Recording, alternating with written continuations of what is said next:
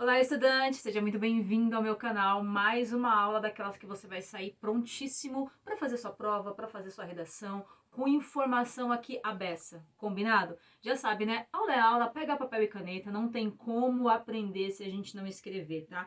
Não perca tempo dando play aqui e não escrevendo, produzindo. Papel e caneta, cola o olho, até o final da aula você vai até explicar para aquele seu amigo lá. Combinado? Vem pra aula.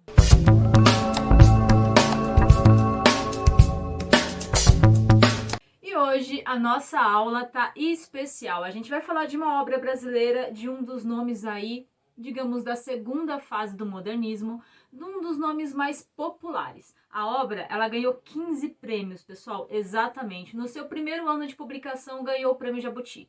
No segundo ano, ganhou o Prêmio de Literatura Machado de Assis. Estou feliz. Foi traduzida em mais de 33 idiomas. Tá bom pra você? A gente vai falar de Gabriela, Cor de Cravo, Cheiro de Canela. Gabriela, Cravo e Canela. Até essa sinestesia aqui do nome já deixa a gente um pouquinho curioso, porque ela vai ser bem interessante. Bom, já sabe que a nossa aula é organizadinha, né? Primeiro eu vou te falar dos aspectos técnicos, tá? Aquilo que a sua professora quer saber, qual que é o foco narrativo, onde aconteceu, quando aconteceu, qual que é o estilo de época, tudo bem? Depois eu vou falar contigo aí um dos pontos mais importantes do enredo, ok? Qual que é a espinha dorsal desse enredo. E por último, as mensagens, os tópicos, os temas que a gente precisa analisar dentro desta obra, tudo bem? Então vamos lá. Anote aí, ela é da segunda fase do modernismo, mais conhecido como a geração de 30 ou a geração regionalista, porque normalmente essas obras, elas falavam bastante ali de um cotidiano de uma região, ok? E você já vai entender qual que é a região que a gente vai tratar aqui. Bom, ela fala sobre o período da década de 20 no século 20, então 1920, tá? Ela foi escrita em 1958, de Jorge Amado. Ele nasceu em 1912 e faleceu em 2001, então ele é super recente aí, ele pegou bastante informação de um Brasil que você vai conhecer nessa obra. É em terceira pessoa onisciente, tome nota, tá? Por que onisciente? Eu vou contar a história do outro, tá? Eu vou contar a história dele ou dela, né, em terceira pessoa, e eu vou fazer bastante observações sobre o psicológico, o comportamento, sobre a personalidade desses indivíduos, tá bom? Pessoal, anota aí também que você vai ver bastante termos, palavras em tom coloquial, tá? Porque é bastante versado na oralidade, vai ter bastante diálogo, ou então ele quer passar dentro dessa regionalidade, né? Lembra disso? Que é uma obra regional, ele quer passar bastante características dessa linguagem, tá? Então é bastante oral. E por último, qual que é o local, Pro? A gente vai falar de Ilhéus. Ilhéus, nesse período, pessoal, é a capital, digamos, do cacau no Brasil, né? Digamos que é o município do cacau no Brasil. É onde mais se explora esse tipo de agricultura. E nessa época aqui, nesse período, Ilhéus estava recebendo bastante investimento, bastante movimento migratório, tá? Digamos que estava sendo a bola da vez ali naquela região, tudo bem? Bom, agora vamos para nossa historinha. Primeiro a história começa assim, ó. Você abre o livro lá, aí nos primeiros capítulos já começa falando do Nassib, que o Nassib é o dono de um restaurante e que ele tá preocupado porque vai ter uma inauguração de uma ferrovia. Olha a questão da industrialização aqui, tá bom? Vai ter a inauguração de uma ferrovia e ele tá preocupado porque ele precisa fazer um jantar especialíssimo, porque, né, afinal de contas ele vai vender muito e também é uma oportunidade desse seu restaurante ser muito bem conhecido, porque vão vir personalidades públicas aí. Bom, dentro desse meio tempo, a gente também vai conhecer aqui o Mundinho. Sim, o Mundinho, ele é carioca e ele é um empresário. Ele é um empresário que nesse momento ele vem investir ali em Ilhéus, nos portos de Ilhéus, nas ferrovias, na logística. Digamos que ele é um dos personagens mais importantes nesse momento desse jantar. E aí, olha só, as primeiras mais de 100 páginas é o Nassib procurando essa cozinheira. A cozinheira dele já tinha avisado que iria embora, que queria voltar pro interior para morar com o filho e blá, enfim. E chega um determinado momento que ela toma a decisão e ela cai fora. e ele precisa agora procurar uma outra cozinheira. Ele até encontra duas mocinhas lá, duas, né, moradoras ali da região, que topa ajudar ele, topa produzir para ele cozinhar, só que elas são muito careiras, segundo Nassib. Que cara mais engraçado! Nassib, ele é sírio, mas chamam ele de turco. E aqui tem uma observação, tá? Nesse período, o Brasil estava recebendo bastante europeu, né? E principalmente dessa área aí. E é comum nós, brasileiros aqui, generalizarmos essa área. Então, a gente trocar essa nacionalidade. Então, o Jorge Amado também está falando aqui de uma observação. Olha, a gente tem bastante movimento migratório aqui, mas que ocorre do próprio brasileiro uma discriminação. Ele não respeita exatamente a nacionalidade. E detalhe, tá? Nassib detestava ser chamado de turco. Ele queria ser identificado pela nacionalidade dele. Nada mais justo, certo? Bom, e aqui são as primeiras páginas aí nesse entremeio aí, nesse conteúdo que o Jorge Amado quer falar pra gente. Na realidade, ele tá falando assim, olha, Ilhéus aqui tá numa busca incessante, você tem os imigrantes aqui explorando essa região, e você precisa, digamos, atender essa necessidade aí de Ilhéus que está em pleno acelero aí. E aonde surge Gabriela, Pro? Afinal de contas, é o título do livro, cadê essa personagem que não aparece? Pessoal, agora vai surgir a Gabriela. Seguinte, ela era do sertão da Bahia e ela estava como retirante. Sim, aqui ele também mostra uma questão normal desse período, né? Muito característica desse período. Não tô dizendo que é o certo, tô dizendo que é normal, tudo bem? Bom, muito característico desse período, que era regiões do sertão sofrendo com a seca, sofrendo com a falta de alimento, sofrendo com a dificuldade de arar, de trabalhar nessa terra. Então, junto com outros retirantes, aí ela busca, né, sair daquele sertão e buscar uma cidade maior, uma cidade que esteja ali em mais desenvolvimento. Onde a nossa Gabriela, Cravo e Canela, vai parar? Em Ilhéus, exatamente. E ela chega lá procurando alguma atividade, né? Afinal de contas, ela podia ser doméstica, cozinheira, algo ali que ela já fazia no dia a dia, ela queria agora ganhar, né, sua vida com isso. E aí, então, ela já chama atenção na cidade, tá? Nos primeiros capítulos, nas primeiras páginas assim, desse capítulo, o Jorge Amado já fala que ela era muito bonita, que ela tinha uma naturalidade, que ela era diferente da sua época, eu já chego nesse diferente aí, que ela era diferente da sua época, que ela tinha uma jovialidade, ela tinha uma naturalidade, uma força em si. Bom, e aí ela conhece o Nassib se encanta por ela, se encanta primeiro pelo jeito dela, ela topa ser a cozinheira, né, preparar esse jantar aí, ele fica apaixonado pelos pratos dela, fica apaixonado pelo profissionalismo dela, por tudo que ela produz ali, a noite é ótima, o jantar é servido, ele fica feliz porque o restaurante dele consegue atender a toda a população, tudo deu certo pro Nassib. E depois desse jantar, que deu tudo certo aí, Nassib conseguiu atender a necessidade dele, tava felizão da vida, porque afinal de contas ele precisava, né,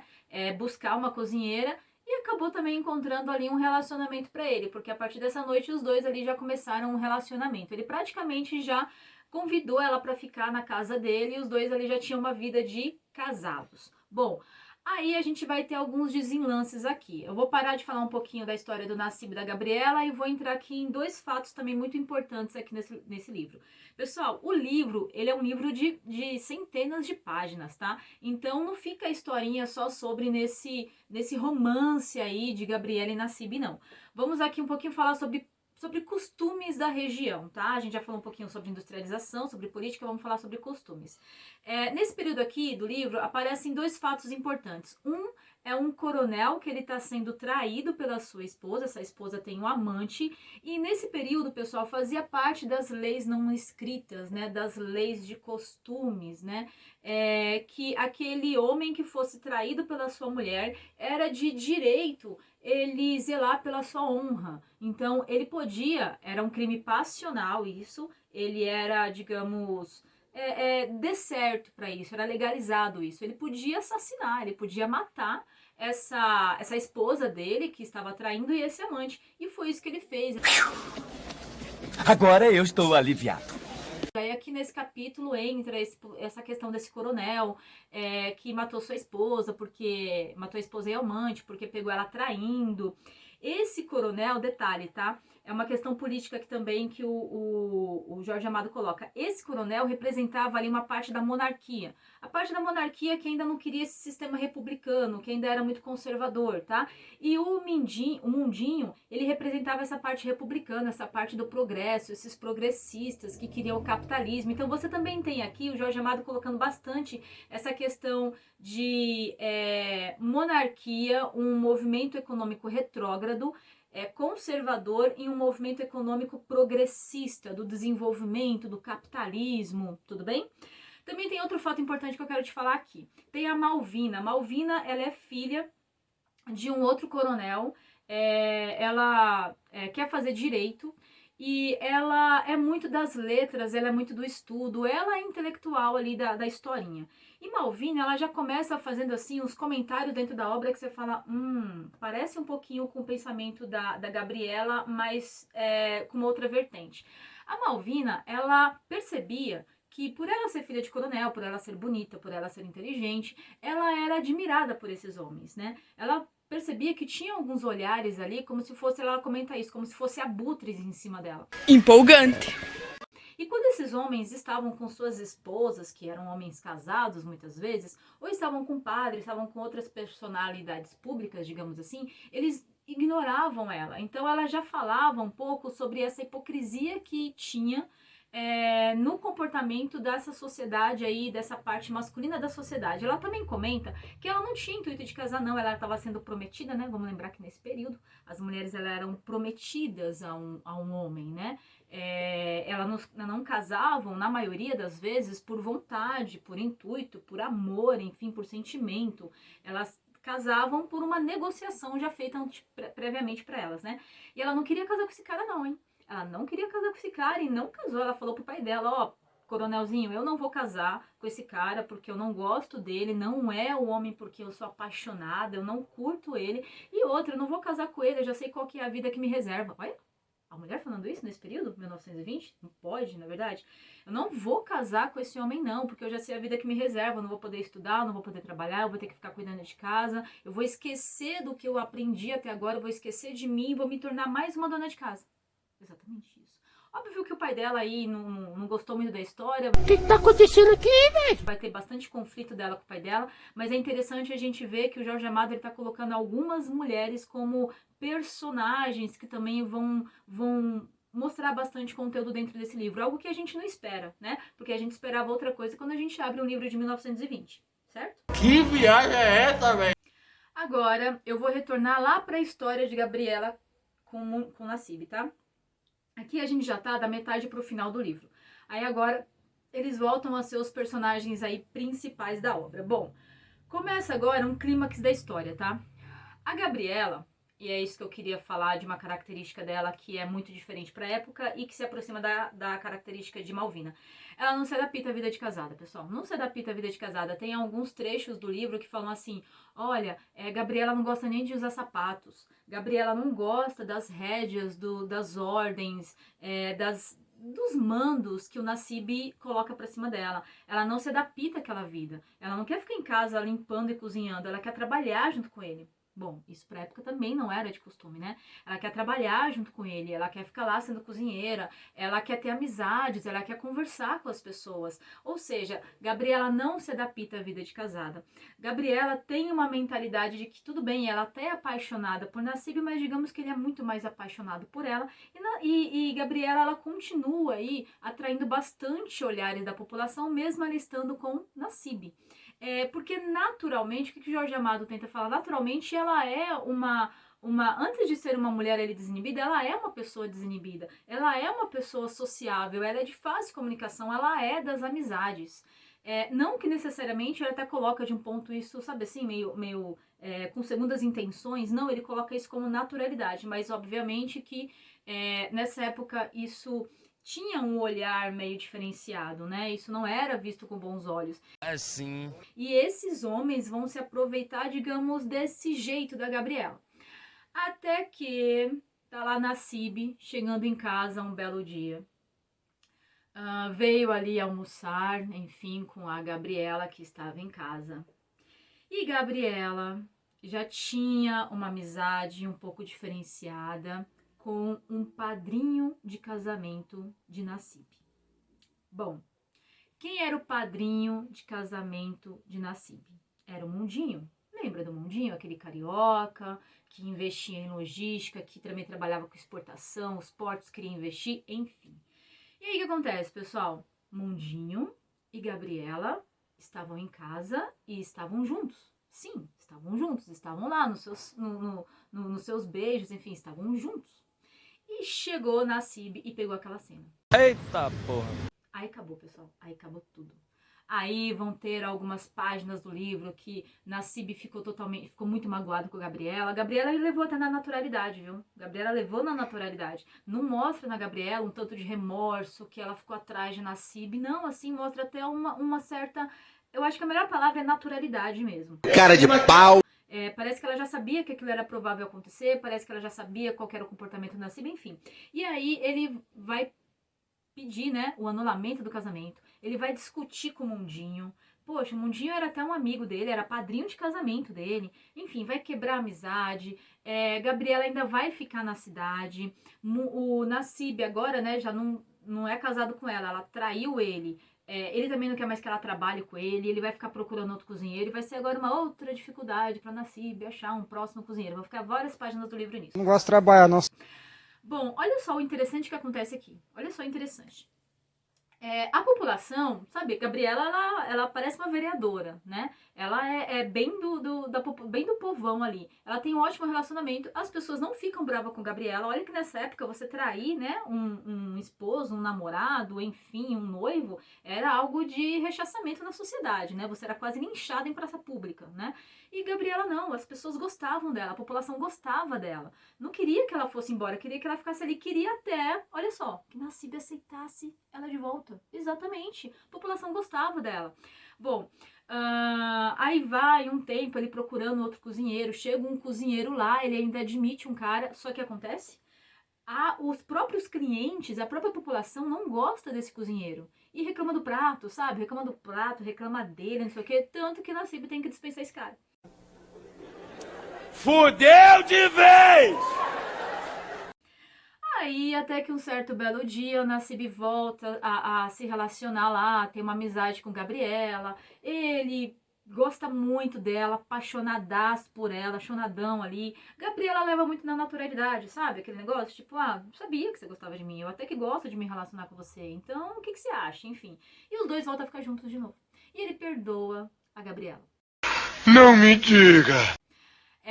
Esse final do livro, o livro é grande, pessoal, centenas de páginas, 500 páginas em média. Você percebe que nessa relação entre eles, a Gabriela vai começando a envolver o Nassib de novo, sabe? Envolver no jeito dela, envolver na beleza, na naturalidade dela, mas principalmente na personalidade.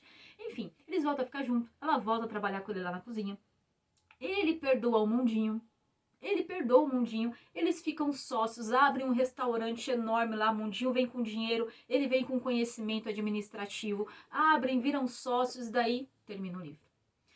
Bom, só pra gente fechar aquela análise, né, tá, beleza, já entendi um pouco desse enredo, dessa historinha aí, mas como que eu posso abordar isso daí dentro de uma redação? Eu sei lá. Bom, lembra que eu falei da questão da seca no Nordeste? Você pode trabalhar a questão da seca no Nordeste, você pode trabalhar a questão da sustentabilidade, ou seja, o quanto que esse Nordeste brasileiro, esse agreste brasileiro, ele sempre careceu de investimento, de uma política pública a longo prazo, que não fosse uma política pública de meses, né?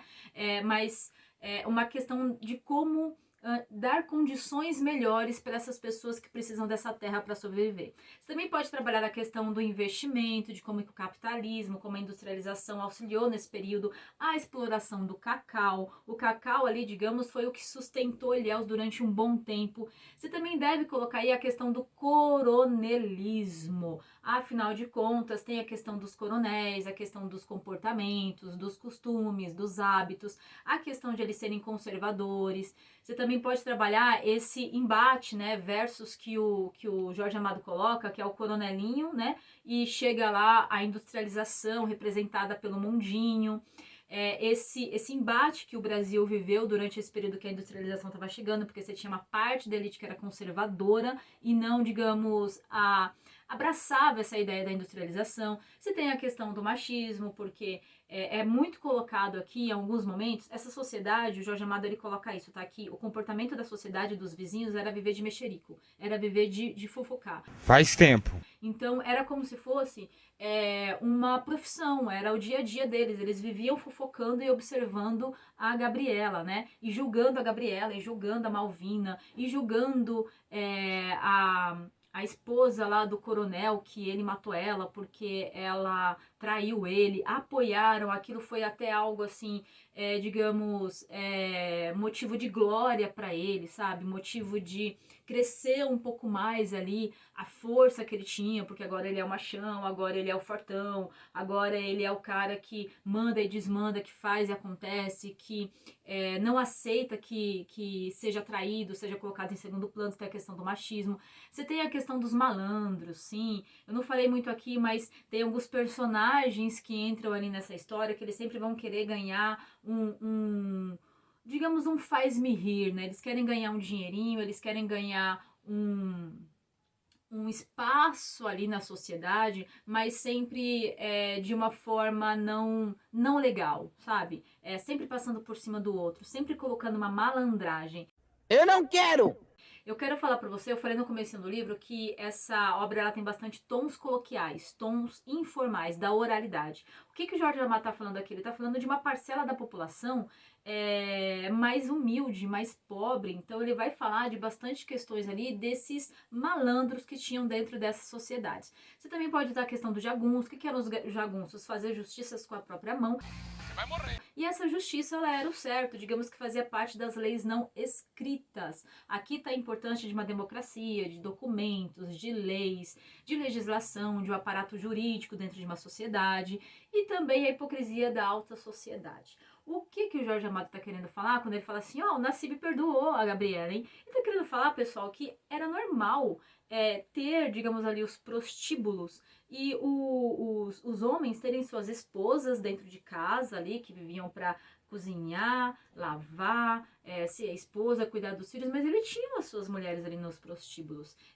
Era uma questão até de status quo, você frequentar esse tipo certo de lugar. Você era homem se você frequentasse isso. Isso era normal ali naquela região. Ele tá falando, olha agora é uma mulher que ela traiu publicamente, ela não precisou ir num espaço para trair, e que ele ainda perdoou.